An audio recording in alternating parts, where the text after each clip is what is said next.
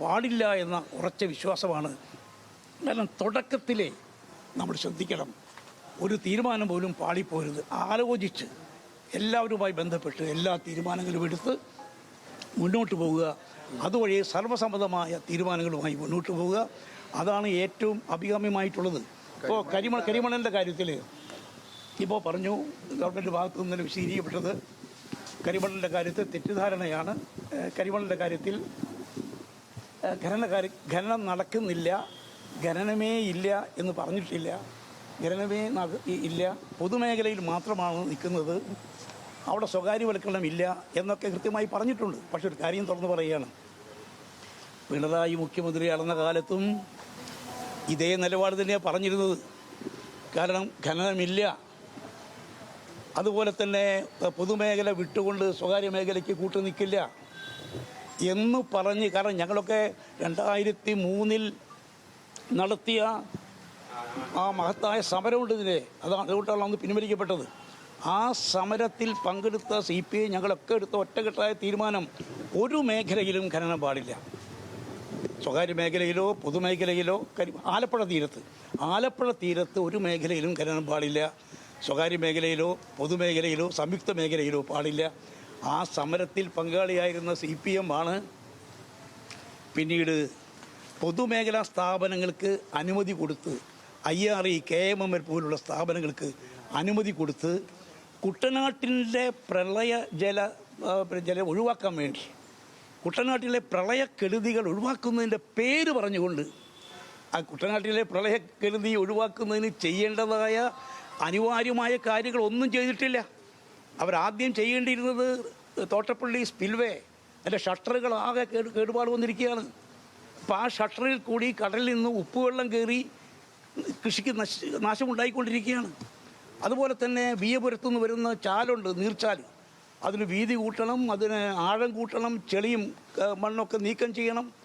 അതുപോലെ AC canal വൃത്തിയാക്കണം. പിന്നെ തണ്ണീർമുക്കം ബണ്ടിൽ കൂടി പുറത്തേക്ക് പോകുന്ന വെള്ളം നല്ല നീരൊഴുക്ക് സുഗമമാക്കുന്ന രീതിയിൽ അവിടെ പിന്നെ ചെളിയും മണ്ണുമെല്ലാം തണ്ണീർമുക്കം ബണ്ടിന് സമീപം വേമ്പനാട്ട് കായലിൽ ഉയർന്നിരിക്കുകയാണ്, അത് നീക്കം ചെയ്യണം. ഇതൊന്നും ചെയ്യാതെ വെള്ളപ്പൊക്കത്തെ തടയിടാൻ വേണ്ടി കുട്ടനാട്ടിലെ പ്രളയക്കെടുതി അവസാനിപ്പിക്കുന്ന പേര് പറഞ്ഞുകൊണ്ട് അതിനേക പോംവഴി ഈ മണൽ നീക്കം ചെയ്യലാണ് എന്ന് പറഞ്ഞിട്ട് അനുമതി കൊടുക്കുക. IREയുടെ പേരിൽ, KMMLൻ്റെ പേരിൽ അവിടെ ഖനനം നടത്തുക. ഈ മണ്ണ് അങ്ങോട്ട് പോകുന്നതിന് പകരം നേരെ കരിമണൽ കർത്തായുടെ കമ്പനിയിലേക്കും മറ്റേ സ്വകാര്യ കമ്പനിയിലേക്കും പോകുന്ന ഒരു സ്ഥിതിവിശേഷമാണ്. അന്ന് മുതൽ ആ മേഖലയിലെ ജനങ്ങൾ ശക്തമായ സമരത്തിലാണ്. ആ സമരസമിതി വളരെ ഫലപ്രദമായി പ്രവർത്തിച്ചു. അടുത്ത ഹൈക്കോടതി ഉത്തരവ് വന്നിരുന്നു. അതായത് ഒരു വിദഗ്ധ സമിതി ഇതേക്കുറിച്ച് പഠിച്ച് അതിനുശേഷം മാത്രമേ ഖനനം മുന്നോട്ട് കൊണ്ടുപോകാവൂ വന്നിട്ടുണ്ട്. ഇതെല്ലാം മുഖ്യമന്ത്രി ശ്രദ്ധയിൽപ്പെടുത്തിയിട്ടുണ്ട്. പക്ഷെ അതേ സമയത്ത് ഈ തരത്തിൽ ഖനനമില്ല എന്നൊരു ഭാഗത്ത് പറയുക, പൊതുമേഖലയില്ല സ്വകാര്യ മേഖല ഇല്ല എന്ന് പറയുക, എന്നിട്ട് പൊതുമേഖലയ്ക്ക് അനുമതി കൊടുത്തതിന് ശേഷം അവരെ കൊണ്ടിത് ചെയ്യിപ്പിക്കുക. ഈ രീതി നിലനിൽക്കുകയാണ് ഇപ്പോഴും. ചില ഖനനമേ ഇല്ല അവിടെ എന്ന വാദമാണ് ഉയർത്തുന്നത്, പൊതുമേഖലയ്ക്കാണ് കൊടുക്കുന്നത് എന്ന വാദമാണ് ഉയർത്തുന്നത്. യഥാർത്ഥത്തിൽ അതിൻ്റെ ഗുണഭോക്താവ് കരിമണൽ കർത്തയാണ്. ഒരു കാര്യം കൂടെ പറയാതിരിക്കുന്ന നിവൃത്തിയില്ല. ആലപ്പുഴ തീരത്തെ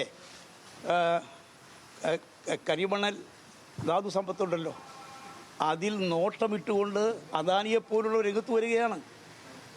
പിണറായി നടത്തിയ ആ ഒരു നടപടിയുണ്ടല്ലോ, ആ നടപടി അവസാനിപ്പിച്ചേ മതിയാകൂ. അവസാനിപ്പിക്കണം എന്നാവശ്യപ്പെട്ടുകൊണ്ട് പൊതുമേഖലാ സ്ഥാപനങ്ങൾക്ക് നൽകിയ പെർമിറ്റ് റദ്ദാക്കണമെന്നാവശ്യപ്പെട്ടുകൊണ്ട് മുഖ്യമന്ത്രി കത്ത് കൊടുത്തിട്ടുണ്ട്. അതുപോലെ ഹൈക്കോടതി നിർദ്ദേശപ്രകാരം വിദഗ്ധ സമിതിയെ വെക്കണം. നേരത്തെ വെച്ച സമിതി കരിമണൽ ലോബിയുടെ ആളുകളെ കൊണ്ട് നിറഞ്ഞിരിക്കുകയാണ്.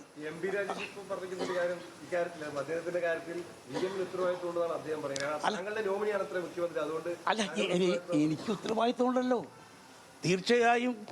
കാരണം VD സതീശൻ പ്രഗത്ഭനായ പാർലമെൻറ്റേറിയനാണ്. അദ്ദേഹം നല്ല ഡിബേറ്ററാണ്. അദ്ദേഹത്തിൻ്റെ നിലപാടുകൾ വെള്ളാപ്പള്ളിക്കും അതുപോലെ തന്നെ വർഗീയ ശക്തികൾക്കുമെതിരായ നിലപാടുകൾ കേരളീയ ജനത സ്വാഗതം ചെയ്തതാണ്. അതുകൊണ്ടാണല്ലോ കേരളത്തിൽ ഒരു സന്ദർഭത്തിലും ജനങ്ങൾ ഇത്രമാത്രം വീട്ടമ്മമാരുൾപ്പെടെ മുതിർന്ന പൗരന്മാരുൾപ്പെടെ കുട്ടികളും സ്ത്രീകളും ഒക്കെ വ്യാപകമായി സപ്പോർട്ട് ചെയ്ത അദ്ദേഹത്തെ. അങ്ങനെ വന്ന ആ ഗവൺമെൻറ് ഒരു കാരണവശാലും കേടുപാട് വരാതെ ഒരു തരത്തിലും അത് പരാജയത്തിൻ്റെ അവസ്ഥയിലേക്ക് പോകാതെ ജനപ്രീതി നഷ്ടപ്പെടാതെ മുന്നോട്ട് നീക്കാനുള്ള ഉത്തരവാദിത്വം അവർക്കുണ്ട്.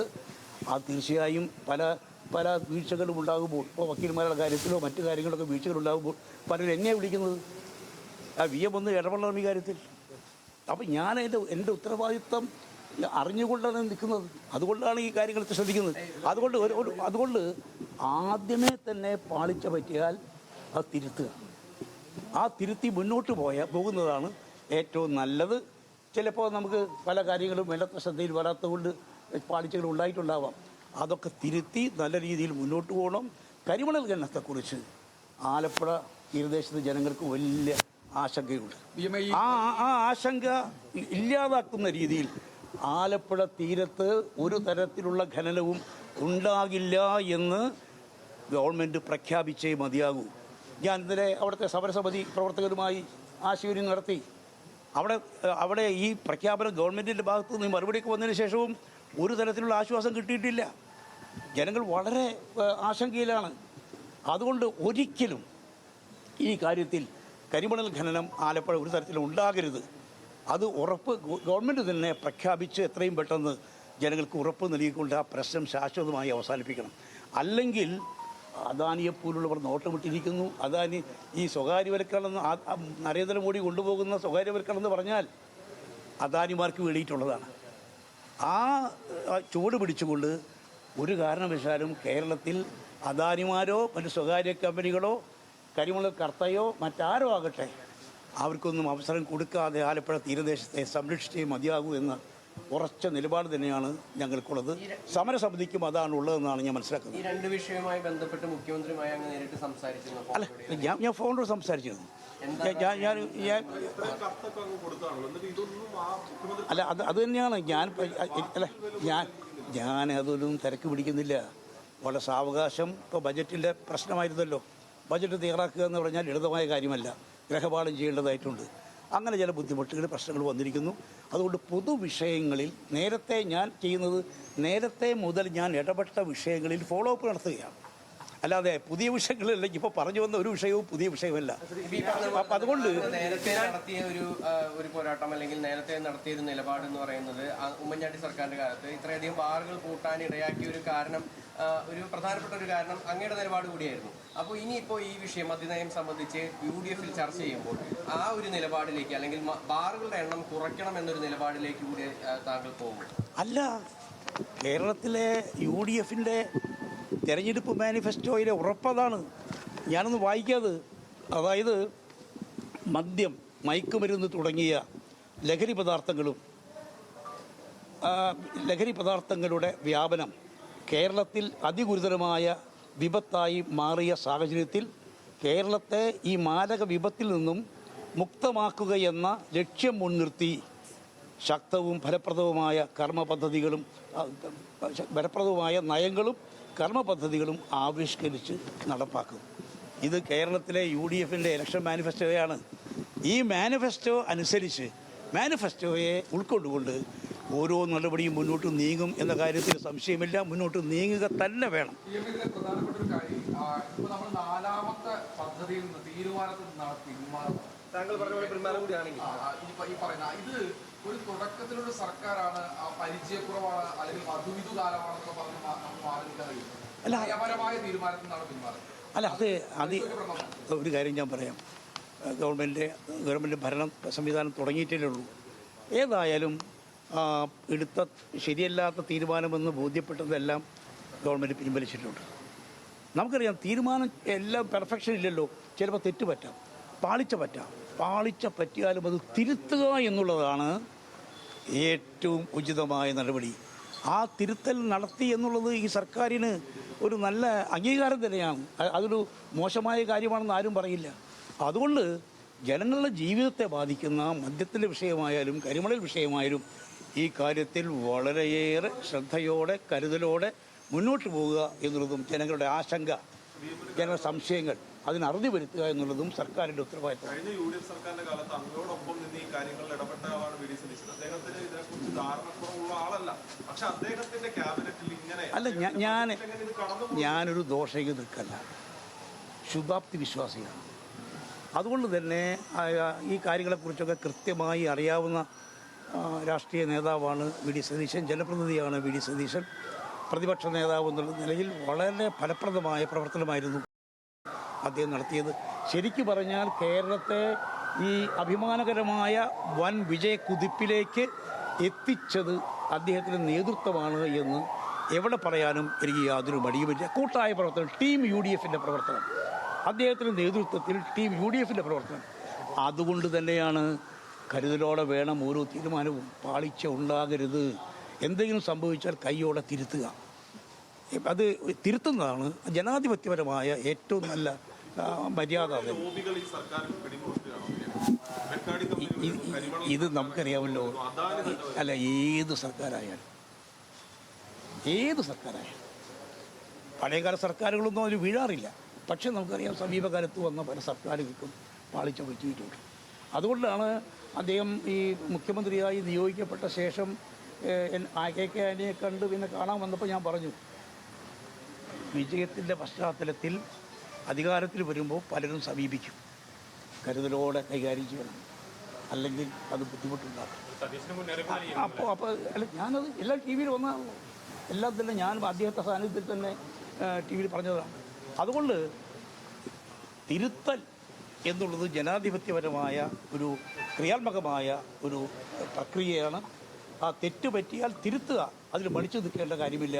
അത് സർക്കാരിൻ്റെ ജനപിന്തുണ, സർക്കാരിൻ്റെ വിശ്വാസ്യത വർദ്ധിപ്പിക്കുകയുള്ളൂ. വി ഡി സതീശൻ സർക്കാർ നല്ല ജനപിന്തുണയോടെ ജനങ്ങൾ നന്മ ചെയ്തുകൊണ്ട് മുന്നോട്ട് പോകണം. ആ മുന്നോട്ടുള്ള പ്രയാണത്തിൽ ഒരു തകരാറ് പോലും സംഭവിക്കരുത് എന്ന ആത്മാർത്ഥമായ ആഗ്രഹം കൊണ്ടാണ് ഇതെല്ലാം പറയുന്നത്. ലീഗ് അറിഞ്ഞിട്ടില്ല, കേരള കോൺഗ്രസ് അറിഞ്ഞിട്ടില്ല, കോൺഗ്രസ് നേതാക്കളോട് ചോദിക്കുമ്പോൾ അവരാരും തന്നെ അറിഞ്ഞിട്ടില്ല, എക്സൈസ് മന്ത്രി അറിഞ്ഞിട്ടില്ല. ഒരു ഏകപക്ഷീയമായ തീരുമാനം. നിങ്ങൾ ഉയർത്തിയിരുന്നത് പിണറായി ഏകാധിപതിയാണെന്നാണ്. സമാനമായ രീതിയിലേക്ക് കേരളത്തിൽ ഇപ്പോഴത്തെ മുഖ്യമന്ത്രി. ഞാനിപ്പോൾ അതേക്കുറിച്ച് പറയുന്നില്ല, കാരണം ഇഷ്ടംപോലെ സമയമുണ്ട്. പല കാര്യങ്ങളും തിരുത്തപ്പെടേണ്ടത് തിരുത്തിയിട്ടുണ്ട്. പിണറായി പോലെ ഒട്ടും തിരുത്താത്തൊരു മനസ്സല്ല അദ്ദേഹത്തിന്. ആരും ചോദ്യം ചെയ്യാനില്ലാത്ത PM സുധീരൻ ദീർഘമായും വിശദമായിട്ടും സംസാരിക്കുകയാണ്. രണ്ട് പ്രധാനപ്പെട്ട വിഷയങ്ങളാണ് നമ്മൾ കേട്ടു. മദ്യ നികുതിയുമായി ബന്ധപ്പെട്ടും അതേക്കാൾ ശക്തമായിട്ട് കരിമണൽ ഖനനവുമായി ബന്ധപ്പെട്ട് അദ്ദേഹത്തിൻ്റെ നിലപാട് വ്യക്തമാക്കുകയാണ്. കരിമണൽ ഖനനം ആലപ്പുഴയുടെ തീരങ്ങളിൽ ഉണ്ടാകില്ല, അതിപ്പോൾ സ്വകാര്യ മേഖലയിൽ മാത്രമല്ല പൊതുമേഖലയിലാണെങ്കിലും പാടില്ല എന്ന നിലപാടിൽ ഒരു വിട്ടുവീഴ്ചയും ഉണ്ടാകാൻ പാടില്ല എന്ന് അതിശക്തമായിട്ട് ആവശ്യപ്പെടുകയാണ്. കേരള രാഷ്ട്രീയത്തിന് PM സുധീരൻ എന്താണ് എന്ന് തെളിയിക്കുന്ന ഒരു അരമണിക്കൂർ എന്ന നിലക്ക് വേണം കാണാൻ. കാരണം ഈ കഴിഞ്ഞ സർക്കാരിൻ്റെ 10 വർഷത്തെ ഇടതുപക്ഷ സർക്കാരുകളുടെ കാലത്തിന് ശേഷം കോൺഗ്രസ് സർക്കാർ വന്നപ്പോൾ അതിനകത്ത് ഒരു തിരുത്തൽ ശക്തിയായിട്ട് ആരാണ് ഉണ്ടാവുക എന്ന സൂചന കൃത്യമായിട്ട് നൽകുന്നതായി ഈ അരമണിക്കൂറിലെ അദ്ദേഹത്തിൻ്റെ വാർത്താ സമ്മേളനം.